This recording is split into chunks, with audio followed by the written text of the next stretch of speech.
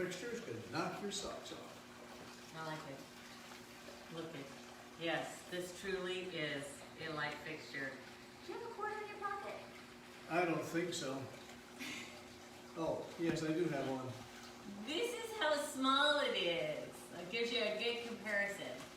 This little fixture is RGB. You know what that stands for? Yep. That stands for red, green, and blue.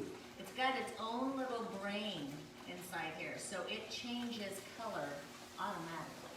You don't have to do anything. You plug it in, and it will change color automatically. Hello. One more time. Yep, same fixture. We just dropped it in the flowers. I think you dropped it in over here. Yes, yes.